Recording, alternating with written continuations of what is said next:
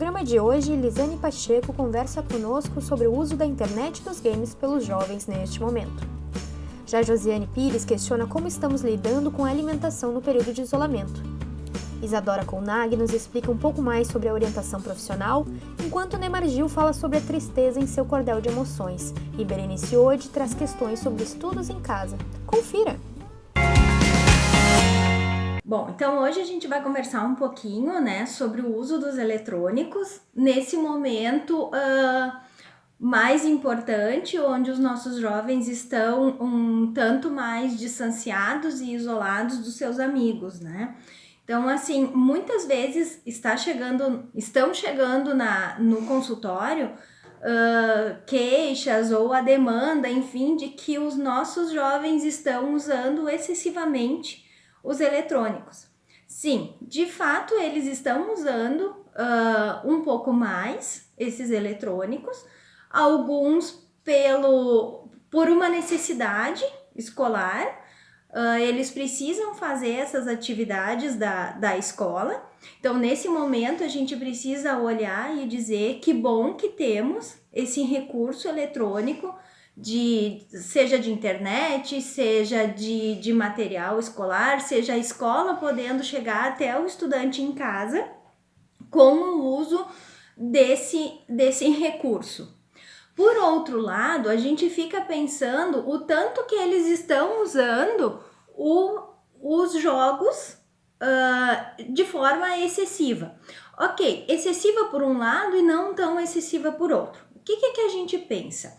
No momento, agora pensando num adolescente, que já é um pouco, um sujeito, uma criança, que não é mais uma criança, mas sim um adolescente que tem uma certa responsabilidade, que tem um certo domínio e que seja permitido os jogos online, temos que pensar que bom que eles têm os jogos online para poder interagir e poder conversar com os seus amigos. Por quê? Porque é uma forma deles estarem perto do seu amigo, de ter um contato externo, não só com família, né? Vamos pensar naqueles também que são filhos únicos, que não tem um irmão, que não tem alguém muito próximo que possa fazer essa troca. Então, o que acontece?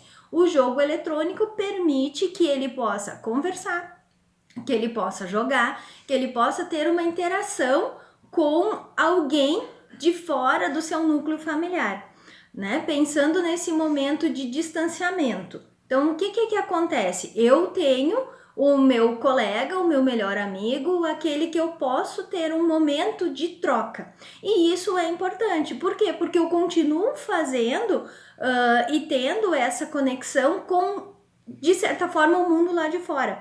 Por quê? Porque agora eu não tenho como. A escola, que é o meio social da criança e do adolescente de um modo geral, eles estão distanciados, estão afastados nesse momento sem uma data certa para que eles possam retornar para suas atividades.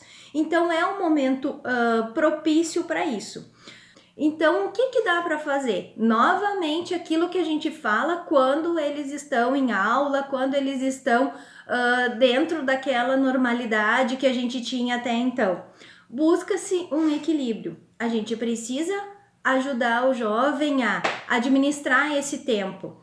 Como se está muito em casa, então vamos organizar. Qual é o tempo que eu tenho para fazer as minhas atividades da escola? Qual é o tempo que eu tenho e que eu posso dispor para os jogos, né? Por quê? Porque eu preciso, de certa forma, ainda nesse momento de distanciamento, também ter uma rotina, porque a rotina ela é organizadora para qualquer sujeito. Então, assim, se de manhã eu tenho aula, qual é o período de aula que eu tenho? Tem algumas escolas que a gente sabe que tem, que estão com videoconferências ou com aulas online a manhã inteira. De tarde eu posso organizar em torno de 1 hora, 1 hora e meia, 2 horas para revisar o meu material, para me dedicar à escola, alguns um pouco mais, um pouco menos, depende de cada organização, e mais 1 hora, 1 hora e meia, mais ou menos, para eu poder fazer a interação, fazer o meu social, poder jogar com os meus amigos. Então, o que a gente tem que fazer? Sempre, em todos os momentos, com distanciamento, sem distanciamento, eu preciso buscar o equilíbrio. E outra coisa que eu penso que é importante também, aí para nós pais, é poder pensar no lugar do que estão esses jogos, no lugar do que estão esses eletrônicos, no lugar do que está o WhatsApp, o vídeo, o que aqui está. O que eu poderia então substituir? Se eu quero meu filho mais próximo de mim, o importante é eu poder chamá-lo para perto de mim, poder oferecer algumas coisas que ele venha ao meu encontro e que ele saia daquele vídeo. Vamos assistir um filme, então vamos jogar um jogo de tabuleiro, né? Pensando, não é porque é adolescente que tem seus 14, 15 anos que não podem jogar um jogo de tabuleiro, um jogo de cartas, por que não? Né? Também dá para ajudar, seja na cozinha, né? Cozinhando um pouco, seja na organização da casa, do seu quarto, de algumas atividades também. Isso é importante. São certas responsabilidades que o jovem vai criando, vai adquirindo e que as crianças também podem fazer. Tudo de acordo com a idade. Se uma criança de 6, 7 anos não pode cozinhar, por exemplo, né? Porque é perigoso estar ali no fogo, no fogão, mas ela pode organizar a mesa. Ela pode recolher a mesa, ela pode pegar a roupa do banheiro e levar para a lavanderia. E uma coisa assim que eu penso que é importante também, muitos dizem assim, agora, e eu concordo, né? Não dá para sair, não dá para ir para a loja comprar jogos, fazer outros recursos. Mas existem recursos também que a gente pode usar em casa. Ter em casa, são recursos assim que qualquer um tem. O que eu posso fazer? Vamos fazer então, por exemplo, jogos de papel e caneta, jogos simples. Pego uma folha, vou jogar stop, um jogo antigo. Pego uma folha, eu posso jogar o jogo da velha. Com uma folha e uma caneta, eu posso criar ali, jogar o Batalha Naval, assim como tantos outros jogos que eu posso usar apenas papel e caneta. Então não quer dizer que eu não tenho determinado jogo de tabuleiro, que eu não tenho determinado recurso, algum livro novo, alguma coisa que eu não tenho como trazer esse jovem para mim.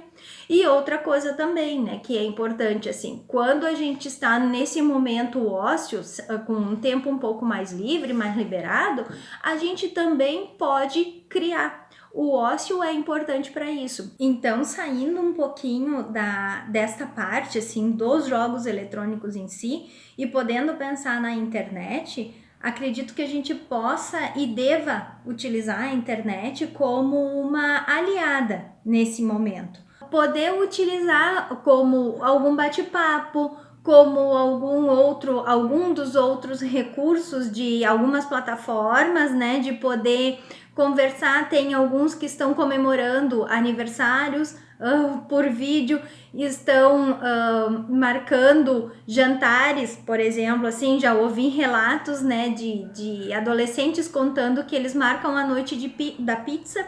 E então, assim, eu como pizza na minha casa, tu na tua. Então, assim, poder utilizar também a internet como uma aliada, não apenas como uma vilã, aquela que está tirando o outro ou o meu filho de dentro de casa. Não, ela também está sendo, nesse momento, saudável para ele, porque é uma forma que a gente tem de poder ter o contato com o outro, que é algo tão necessário e tão importante para o ser humano, ainda mais nesse momento de distanciamento social. Olá, sou Berenice Ode, professora, pedagoga e atuo no NAP como neuropsicopedagoga clínica. Qual é a dica de hoje? Nesse momento de pandemia, de distanciamento social, onde a escola agora está temporariamente parada, nós estamos lidando com uma situação inusitada. As famílias começam a receber as atividades das escolas e têm que dar conta, junto aos seus filhos, de como realizá-las. Mas eu disse tem que dar conta? Não, Nós não temos que dar conta, afinal, os pais não são professores ou pedagogos. O que nós queremos dizer com isso é que a família dá conta de uma organização doméstica com a sua própria rotina.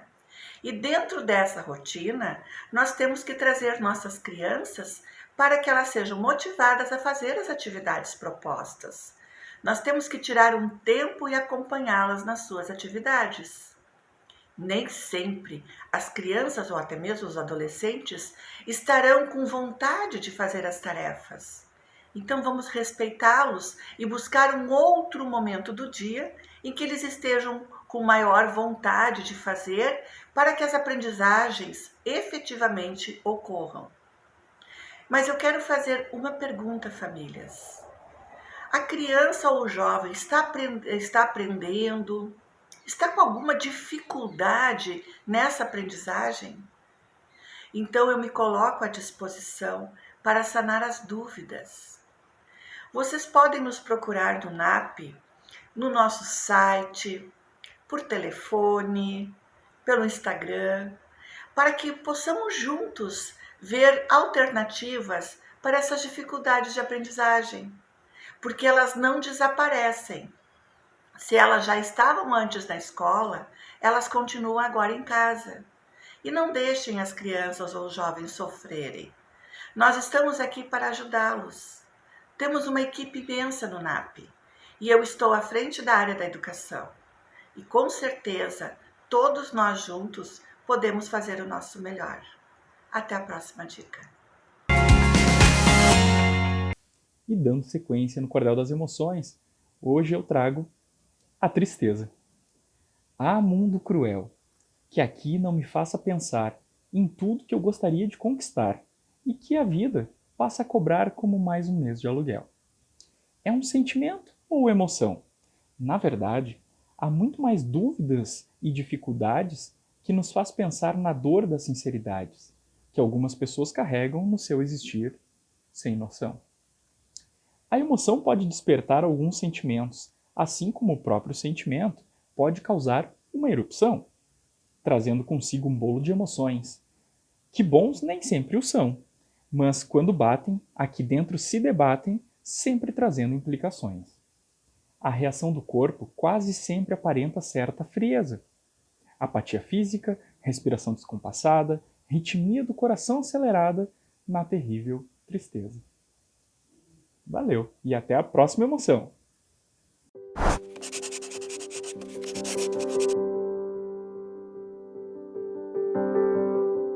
A psicodica de hoje é o filme A Ilha do Medo. Esse filme é feito com Leonardo DiCaprio, em que ele é um detetive e vai para uma ilha que tem um manicômio investigar o desaparecimento de uma das pacientes.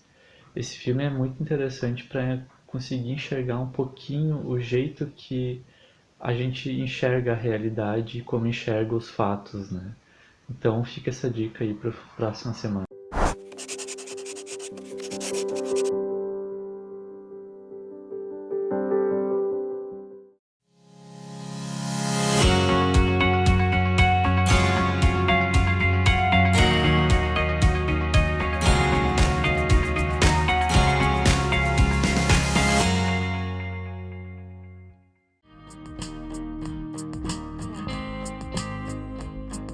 O cuidado com a saúde, tanto física quanto emocional, neste momento é essencial. Por isso, em tempos de prevenção, permita também a renovação. No NAP, trabalhamos com uma grande equipe de profissionais da psicologia, que hoje atendem tanto na modalidade presencial, com medidas de segurança, quanto online. Entre em contato conosco para saber mais sobre os nossos serviços e atendimentos. Estamos esperando por você!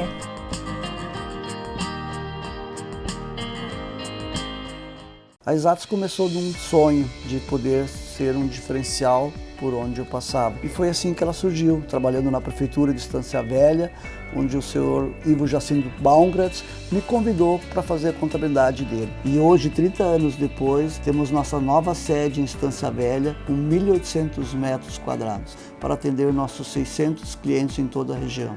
convido você a conhecer a Exatos. 30 anos apoiando o empresário da região.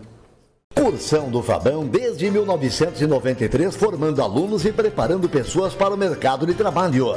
Top of Mind no segmento de cursos preparatórios desde 2016, o Cursão do Fabão conta hoje com 10 aulas para aulas particulares e cursos para pequenos grupos com até 30 pessoas. Há 25 anos preparando para a prova do Liberato, também oferece cursos para o Enem, vestibular e concursos públicos. Tudo em um ambiente moderno e acolhedor com os mais qualificados profissionais. O NAP, Núcleo de Atendimento Psicológico, é um serviço voltado para a psicologia e também para as áreas de quiropraxia, nutrição, terapia ocupacional, psiquiatria, psicopedagogia, palestras e cursos com profissionais capacitados e diferentes estilos de atendimento, pois cada um de nossos pacientes é único e merece ser tratado dessa forma. Aqui você encontra os mais modernos tratamentos que o mercado oferece, uma plataforma inovadora de realidade virtual para fobias, ansiedades e transtornos. O NAP oferece ainda convênio para empresas e o Clínica Escola.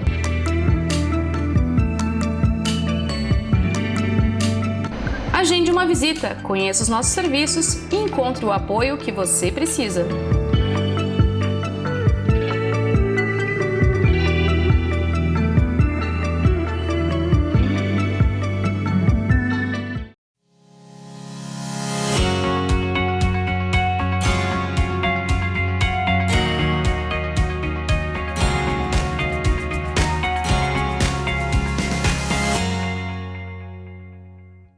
Olá pessoal, como vocês estão?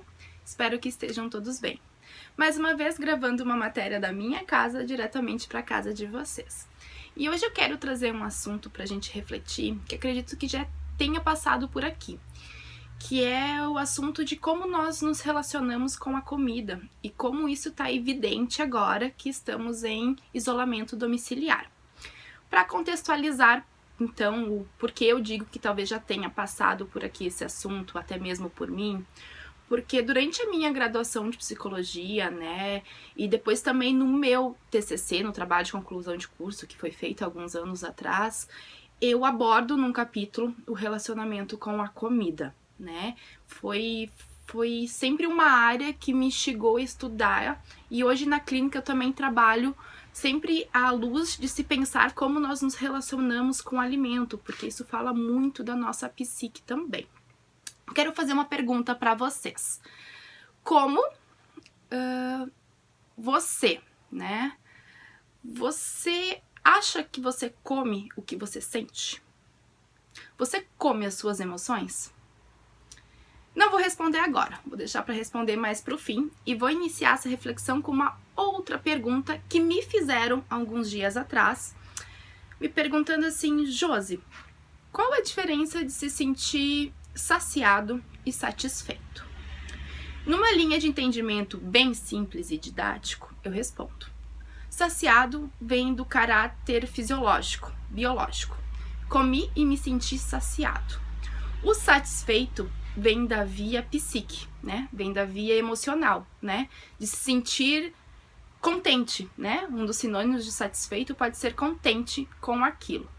E por vezes isso se confunde na hora que nós nos alimentamos. E também respondendo essa pergunta, vou trazer Freud, né? O pai da nossa psicanálise tão querida. Ele fala nos seus estudos ali por 1905, 1906, sobre instinto e pulsão, né? O instinto seria então isso mesmo, né? Do caráter fisiológico, orgânico, que a gente precisa saciar, né? A gente pode pensar no animal que vê a sua presa e come para se sentir simplesmente saciado. E a gente pode pensar na pulsão como um desejo, né? Quando temos fome de, né? Hoje eu quero comer um chocolate, né? Fome de, uma pulsão, onde eu coloco um desejo meu e ali eu me sinto satisfeito quando eu como. Acho que ficou compreensível, né? Diante disso, eu quero convidar então a pensar na pergunta 1. Você come as suas emoções? A falar então de um outro escritor e psicanalista, que é o Lacan, que vem logo após Freud, que também é da nossa psicanálise. ele traz nós sujeitos como totalmente estruturados perante linguagem, né? Essa linguagem não é somente a fala. Vamos pensar no bebê. O bebê tem a linguagem corporal, nós também temos. Mas ele não fala, ele apenas se comunica muitas vezes pelo choro, né? Pelo choro, pelo olhar, pelo tono muscular. Se a gente pega um bebê que chora, a gente precisa de um tempo se relacionando com ele para aprender o que é esse choro. Porque, aí sim, vem a grande reflexão. O choro nem sempre é fome, né? Se a gente tem alguém com ele fazendo a maternagem, né? Fazendo a amamentação, dando o peito toda vez que ele chora, ele vai aprender o quê? Que com qualquer sentimento que ele tenha, ele vai poder suprir com a comida, com o alimento, né? Vamos pensar que um bebê quando chora pode ser frio, pode ser para chamar atenção, pode ser cólica, pode ser uma infinidade de sentimentos que ele está descobrindo, que ele se comunica através de uma linguagem pelo choro, né? Cabe então ao adulto que está com ele saber medir e dosar e aprender o que é esse choro para não investir sempre na retribuição de alimento. Porque até mesmo culturalmente, né, para o adulto que está junto, essa criança, nós aprendemos o comer, morar, né? Olha a palavra, comer, morar. Como comer como uma forma de se manter contente, se manter satisfeito. E convido vocês a uma terceira pergunta agora. Será que não há outras formas da gente se sentir contente além do alimento, né? Porque disso tento responder a primeira pergunta. Você come o que você sente? Acredito que muitas vezes sim, não é mesmo? Principalmente agora em isolamento domiciliar. Estamos mais ansiosos? Vamos comer. Estamos mais angustiados? Vamos comer. Estamos tristes porque queríamos ver nossa família, os nossos amigos? Vamos comer, né? É muita coisa relacionada à alimentação. A alimentação, ela não precisa ser o vilão. A alimentação não precisa ser difícil. A alimentação pode e deve ser leve. Mas primeiro a gente precisa aprender quais são os sentimentos que nos levam a comer. E para isso, a psicoterapia pode ajudar. Enfim, eu sei que eu fiz muitos questionamentos. Alguns eu deixei uma reticências, né? Deixei em aberto, mas é provocativo e é de propósito. A ideia principal é essa, é você se questionar como você está se relacionando com o alimento, principalmente agora que estamos em isolamento domiciliar e somos obrigados a parar e olhar para algumas coisas dentro da gente. Ficamos então, eu e o NAP, à disposição de conversar com vocês um pouquinho mais sobre esse assunto. Olá pessoal, hoje eu vim falar sobre orientação profissional. Há algum tempo atrás eu já gravei um vídeo falando sobre orientação profissional e o que significa esse serviço e quem iria se beneficiar desse tipo de serviço. Mas hoje eu vim falar sobre o que se faz de fato num trabalho de orientação profissional. Antes de mais nada, é importante esclarecer que ele pode ser feito durante as sessões de terapia, enquanto você está realizando terapia, e também pode ser realizado separado da terapia, né? Você não precisa estar em terapia necessariamente para fazer um trabalho, para, né, se beneficiar desse tipo de serviço de orientação profissional. Mas, então, queria explicar que durante o trabalho de orientação profissional, a intenção é que gere autoconhecimento e desenvolvimento pessoal naquele indivíduo que buscou esse serviço, ou naquele indivíduo que busca se conhecer profissionalmente, né? Aquele indivíduo que busca entender quais que seriam as profissões, ou a profissão, ou o curso na faculdade mais ideal diante das suas características pessoais. Então, durante o serviço de orientação profissional, será realizado algumas avaliações psicológicas, alguns exercícios voltados para o autoconhecimento, para que então o indivíduo possa se entender, se conhecer mais e perceber quais então que seriam os cursos, as profissões, as áreas profissionais que mais se encaixam com as suas características pessoais. É importante relembrar que o público que iria se beneficiar desse tipo de serviço são adolescentes que estão saindo da escola, que irão se inserir numa faculdade, ou adultos, jovens adultos, né, que já estão na faculdade, mas que não sabem bem ainda o que devem fazer com aquela profissão que escolheu, e também com adultos profissionais que já têm algum tempo de carreira, mas que estão um pouco desgostosos com a sua profissão e têm o desejo de mudar, mas não sabem bem ainda o que deveria ser feito. Bom, espero que essa dica ajude. Tchau!